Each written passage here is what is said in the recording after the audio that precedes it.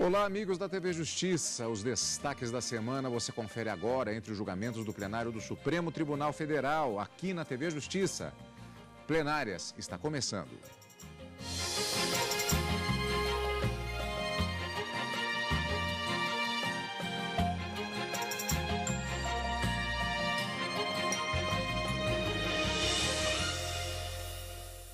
Hoje, os destaques das sessões dos dias 12 e 13 de agosto de 2015. Portanto, Karina, nós já estamos em pleno andamento desde o início do mês, com as sessões plenárias do Supremo Tribunal Federal, com temas que eu diria que podem ser considerados instigantes. Uma marca registrada dessa semana, muito variados e que mexem com diversos temas da vida nacional, gerando inclusive debates que se refletiram no plenário do Supremo. E todos eles envolvendo direitos fundamentais. O Supremo Tribunal Federal tem a função precípua de guardar a Constituição e é considerado uma corte constitucional e defensora e protetora dos direitos, do cumprimento, da efetivação, da concretização desses direitos fundamentais.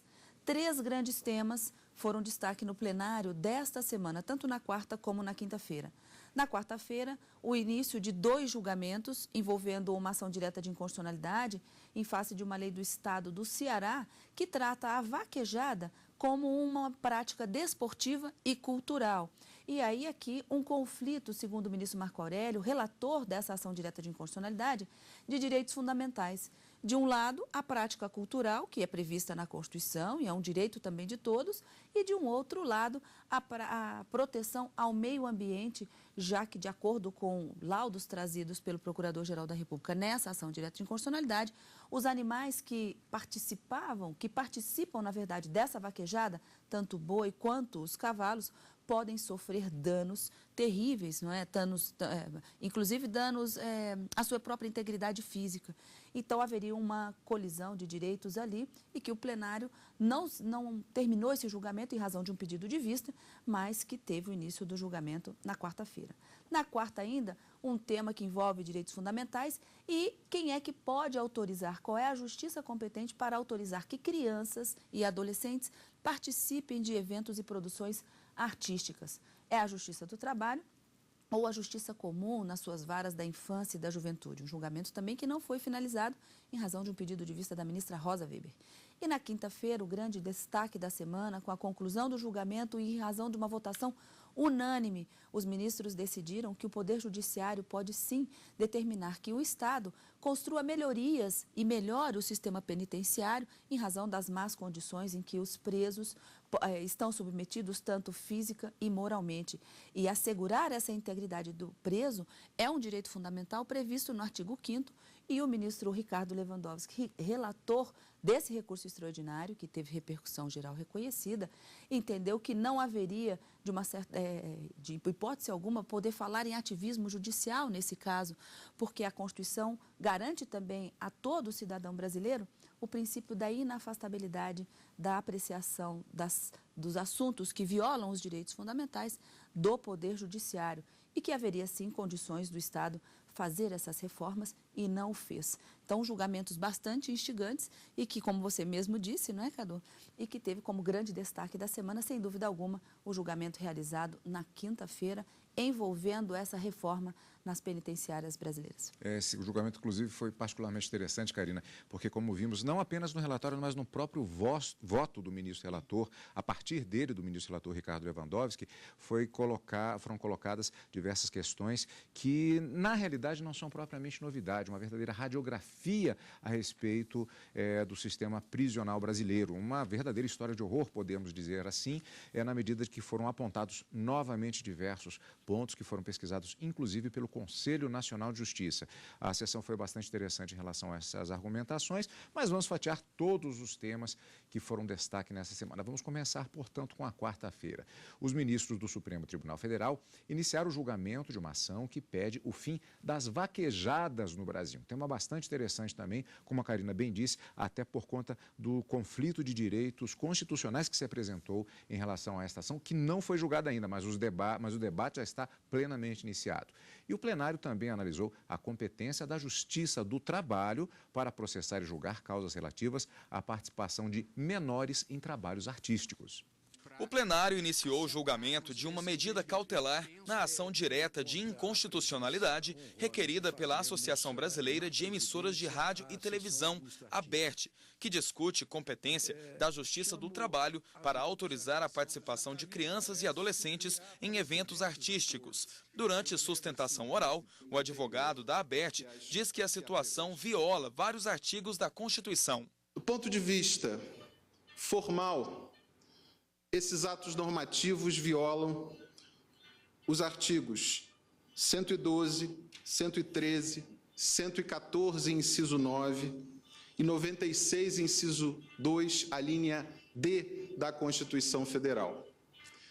Isto porque esses dispositivos constitucionais prevêem claramente que a matéria relativa à definição de competências da Justiça do Trabalho, que a criação de novos órgãos jurisdicionais e que a matéria relativa à organização e divisão judiciária do Poder Judiciário brasileiro como um todo estão sujeitas ao princípio da reserva legal. Ao conceder a medida cautelar, o relator, ministro Marco Aurélio, lembrou que o Estatuto da Criança e do Adolescente já previu a Justiça da Infância e Juventude para a tutela judicial dos menores, sendo da competência da Justiça Comum a análise dos casos em questão.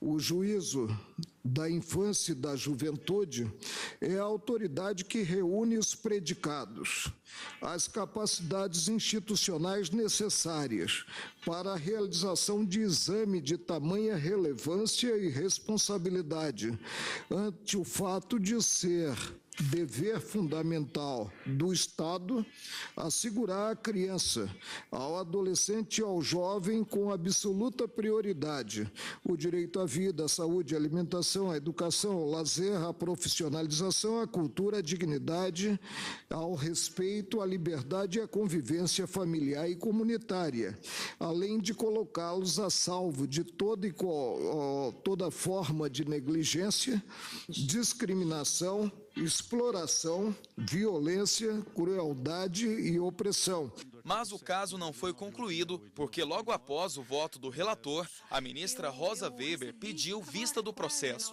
Durante a sessão, os ministros também iniciaram o julgamento de uma ADI requerida pela Procuradoria-Geral da República, que pede a inconstitucionalidade da vaquejada, evento cultural comum em estados como o Ceará.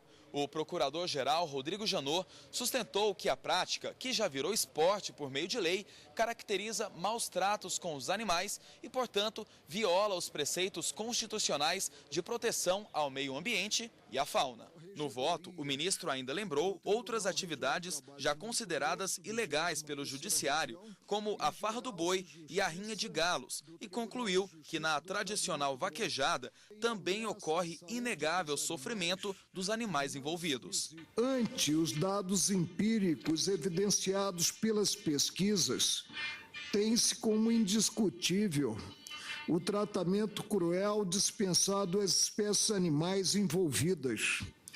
O ato repentino e violento de tracionar o touro, o boi, nem sempre é um touro, pelo rabo, assim como a verdadeira tortura prévia, inclusive por meio de estocadas de choques elétricos, a qual é submetido o animal para que saia do estado de mansidão e dispare em fuga a fim de viabilizar a perseguição, consubstanciam a atuação a implicar descompasso com o que preconizado no artigo 225, parágrafo 1º, inciso 7 da Carta da República. O primeiro-ministro a votar após o relator foi o ministro Edson Fachin, que abriu a divergência. Não há, junto com a inicial, nenhuma demonstração que, no nosso modo de ver, restasse cabal para aproximar esta matéria do caso da farra do boi ou da rinha de galos. No nosso modo de ver, há uma distinção entre essas três hipóteses. E no acórdão para o qual foi relator o ilustre ministro Marco Aurélio, que tratou da chamada festa da farra do boi, ficou assente pela prova coletada e trazida ao exame, a existência de crueldade com os animais. O ministro Gilmar Mendes antecipou o voto e acompanhou a divergência. Aqui nós vemos que há uma prática, né, que foi desenvolvida e que tem esse caráter de esporte, como tem acontecido também com esses esportes relacionados com a montaria de bois, cavalos, etc. De modo que eu entendo que, se essa legislação carece de alguma censura, há de ser na sua execução.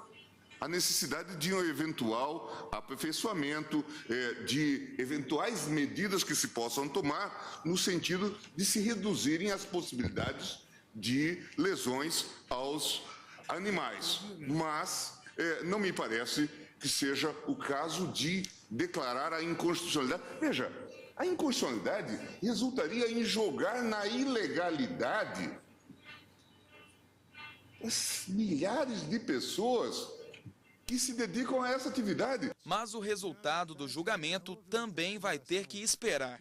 Isso porque o ministro Luiz Roberto Barroso pediu vista do processo para melhor analisar os fatos. Eu gostaria de me instruir melhor sobre a real situação de fato.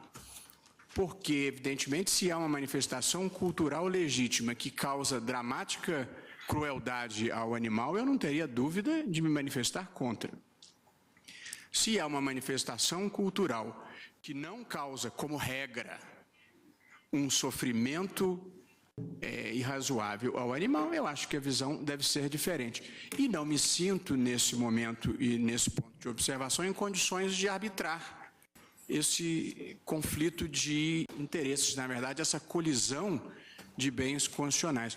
Dúvida razoável, portanto, que acomete o ministro e, por isso, o pedido de vista, especificamente neste processo que trata da vaquejada. É interessante, é um debate bastante interessante. Há diversos argumentos que foram apresentados, inclusive um argumento apresentado também foi o de que, na verdade, a legislação ela trataria de regulamentar e regular uma atividade que tem uma série de possíveis consequências ou até fatos reais que foram apresentados, inclusive pelo ministro Marco Aurélio, que falou, entre outras coisas, por exemplo, aquele ato de segurar o boi pelo rabo, que estamos culturalmente talvez acostumados a ver assim, você que é lá da região de Ribeirão Preto também, é uma atividade que existe lá, a minha família também é da região de Sorocaba, também no interior de São Paulo, então via isso com uma certa naturalidade. Imagina uma criatura daquele peso, você puxá-la pelo rabo, arremessá-la no chão, estando a galope, né? Estando a galope, quer dizer, então, na verdade, existem uma série de questões muito importantes, de fato e de direito, a serem analisadas.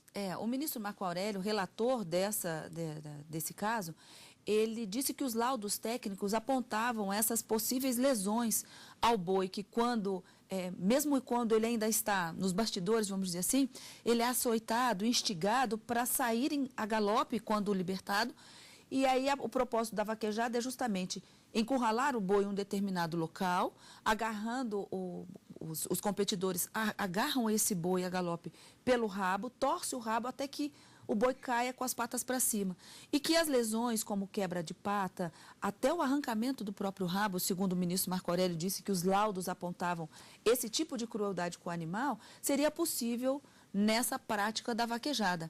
Então, para o ministro Marco Aurélio, quando o Estado do Ceará, em 2013, regulamentou essa prática como sendo desportiva e cultural, haveria esse conflito entre a cultura e a proteção do meio ambiente, vamos dizer assim, num sentido amplo, mas numa proteção da fauna, na medida em que também os cavalos utilizados nessa competição poderiam sofrer algum tipo de lesão, ele disse que indiscutivelmente, inegavelmente, deveria ser protegido o meio ambiente e, portanto, com base nesses laudos que foram apresentados, ele julgava procedente a ação direta de inconstitucionalidade no sentido de proteger esses animais diante desse conflito de normas fundamentais que foi apresentado.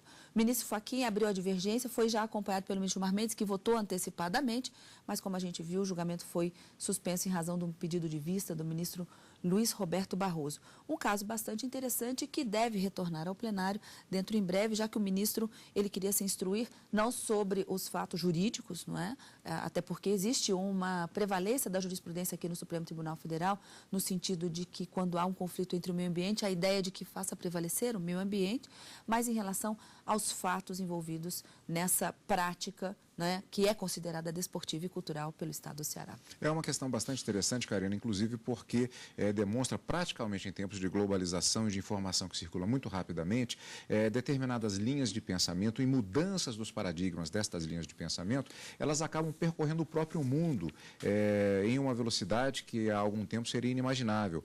Então, há uma mudança de parâmetros clara nesse sentido, como acompanhamos, por exemplo, em relação ao debate que aconteceu na Espanha, para tomar um exemplo, em relação às touradas. Aliás, eu acompanhei até um debate sobre isso, Karina, em que os defensores da tourada como elemento cultural, inclusive utilizavam um argumento e que tinha uma carga emocional muito forte, no sentido de que o touro, ele quando era morto na arena, era morto com um sentido de honra. Aí alguém fez uma pergunta que foi a seguinte, mas alguém perguntou para o touro o que ele acha disso? Exatamente. E o debate continuou, lá, e foi uma questão bastante específica e que terminou, inclusive, com o resultado justamente, pelo menos, em uma das regiões, com a finalização daquela atividade, ainda que baseada em um elemento cultural extremamente forte.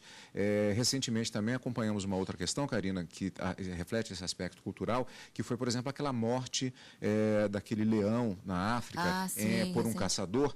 E se acompanharmos até a própria literatura, Hemingway, que também fez textos belíssimos falando a respeito das touradas espanholas, diversos livros sobre isso, também tem textos que falavam da caça ao leão como um elemento de virilidade. Esse paradigma ele tem ficado superado e acabou chegando no Supremo de certa forma.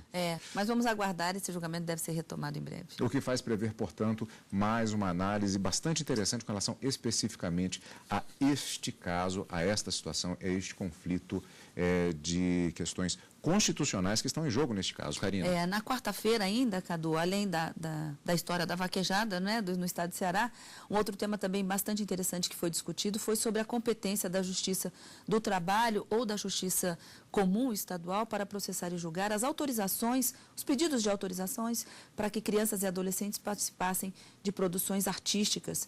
Nesse caso, o ministro Marco Aurélio e o ministro Edson Fachin já votaram pela concessão da medida cautelar, aqui nesse caso trata-se de um pedido de medida cautelar, para fazer suspender a exigência de que,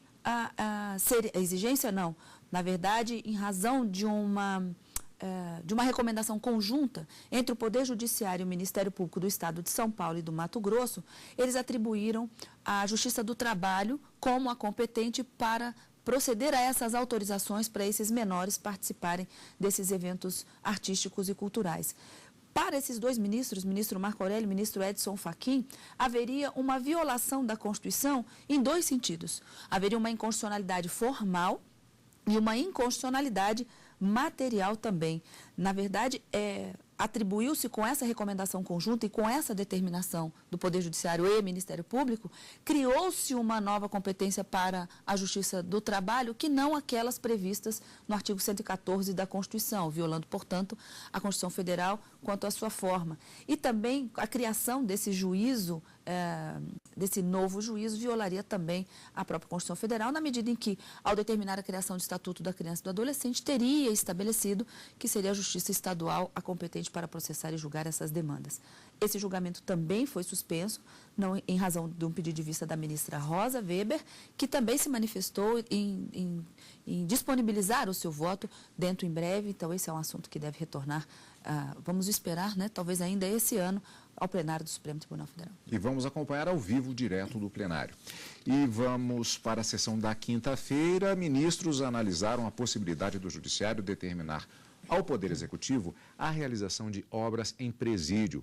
Foi o tema tratado na sessão, portanto, desta quinta-feira.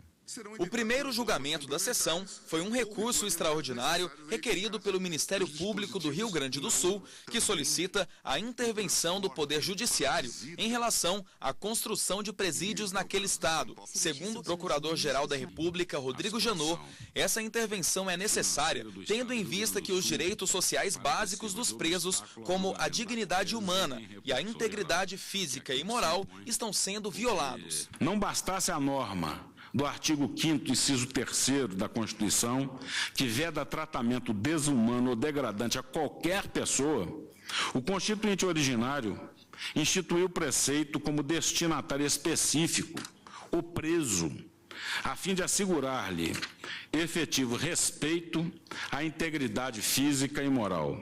O governo do Rio Grande do Sul foi defendido por meio de sustentação oral da tribuna do STF. Da mesma forma, foi convocada como interessada a Advocacia Geral da União. A advogada apresentou números em relação a recursos enviados ao Executivo para obras no sistema penitenciário. A AGU defende maior participação dos três poderes na tomada de decisões no setor carcerário. O que se compreende da questão é que a problemática ela se instaura e ela não é de responsabilidade única e exclusiva do Poder Executivo, mas também de problemas já reconhecidos também, que envolvem o próprio processo penal, reconhecidos pelo próprio Poder Judiciário e também pelo Poder Legislativo, com a dificuldade, muitas vezes, de se aprovar normas, regras que possam trazer uma solução eficaz, que equacione toda essa questão da crise do sistema carcerário nacional. Ao ler o voto, o relator do recurso, presidente do STF, ministro Ricardo Lewandowski, criticou a postura dos gestores do Executivo em relação à administração do sistema prisional e concluiu que, em casos como este, é cabível a intervenção do Judiciário. É lícito ao Judiciário impor à administração pública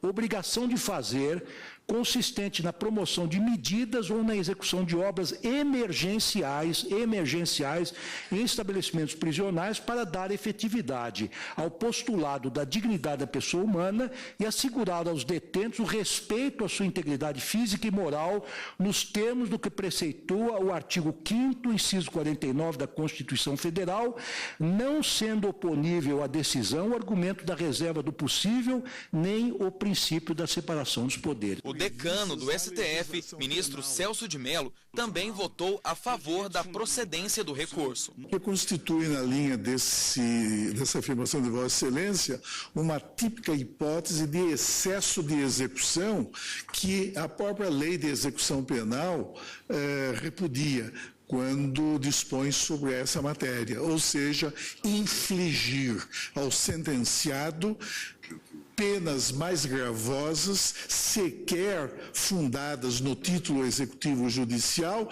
e o que é mais grave, sequer previstas na legislação penal. São aquelas realidades cotidianas que todo sentenciado sofre, não é, em nosso país, em virtude da extrema precariedade do sistema penitenciário, que constitui, lamentavelmente, expressão da vergonha nacional em nosso país. Karina, como se trata justamente de um julgamento em que é elaborada uma tese, o ministro Ricardo Lewandowski, ele, na proposição que foi feita e que acabou sendo acompanhada na íntegra pelo plenário, ele descartou um dos argumentos da chamada reserva do possível. Exatamente, Cadu. O Estado, normalmente, ele utiliza o princípio da reserva do possível para dizer que não tem condições de implementar aquela reforma no presídio. Mas isso foi rebatido pelo ministro no seu próprio voto, dizendo, inclusive, que havia informações de que o Fundo Penitenciário Nacional dispunha de 2,3 bilhões de reais à disposição dos estados para que houvesse essas reformas nos presídios. E a Advocacia Geral da União, na tribuna, ela sustentou, inclusive, que os convênios foram firmados para que essas implementações fossem feitas e que, inclusive, o Estado do Rio Grande do Sul não havia cumprido, havia, vamos dizer, desfeito o convênio com o Fundo Penitenciário Nacional. E, nesse sentido, o ministro disse, olha, não cabe falar que não existe verba suficiente para a reforma, mesmo dessas obras emergenciais, para afastar toda essa violação de direitos humanos, aos quais os presos estão sendo submetidos a essa situação absolutamente degradante e que toda a população do Brasil conhece, está cansada de saber e que foi bastante debatida no plenário do Supremo nessa quinta-feira. Então, ele foi bastante enfático, inclusive na tese, já que se trata de um recurso extraordinário, com repercussão geral reconhecida. Normalmente, ao final desses julgamentos, os ministros acabam formulando uma tese para que ela sirva de suporte para que os tribunais que possuem, vamos dizer assim, processos sobrestados ou paralisados em razão desse julgamento que veio ao Supremo Tribunal Federal, possam adotar esse mesmo entendimento e decidir aqueles casos que aguardavam vamos dizer assim, esse leading case que veio ao Supremo Tribunal Federal. Então, a tese, ela serve no sentido de direcionar qual é o entendimento da Corte acerca desse assunto. E muito se falou também em ativismo judicial, o que o ministro Ricardo Lewandowski disse: olha, existe um descumprimento de direitos fundamentais que devem ser alcançados por todos esses presidiários, o Estado não vem cumprindo e, portanto, determinou a reforma da decisão do Tribunal de Justiça do Rio Grande do Sul para manter a sentença de primeiro grau que determinava que o Estado fizesse essas reformas no prazo de 6 meses e aplicou o princípio da inafastabilidade do Poder Judiciário, ou seja, a lei não pode afastar qualquer tipo de lesão ou ameaça a direito da apreciação do Poder Judiciário. Em sendo direitos fundamentais, a matéria veio ao Supremo e o Supremo se sentiu confortável, portanto, para dar essa decisão e determinar que os estados, portanto, façam essas reformas. Uma decisão que foi acompanhada por unanimidade por todos os ministros do Supremo, inclusive em relação à tese proferida pelo ministro Ricardo Lewandowski. Foi, portanto, o julgamento da quinta-feira que nós acompanhamos. Vale lembrar que o ministro Edson Fachin, ele votara no início da sessão, acompanhando o voto do relator, mas propondo uma ligeira divergência, mas ao final ele acabou aderindo integralmente ao voto do relator. Portanto, votação unânime em relação a esse processo de repercussão, portanto, que nós tivemos na sessão plenária da quinta-feira. Estes foram os destaques da semana que nós acompanhamos ao vivo no Direto do Plenário e hoje nós pudemos rever aqui no nosso programa Plenárias e na semana que vem tem mais, não é, Karina? Encontro marcado quarta e quinta-feira ao vivo no Direto do Plenário e no final de semana com Plenárias. Obrigado pela companhia como sempre e continue conosco aqui na TV Justiça.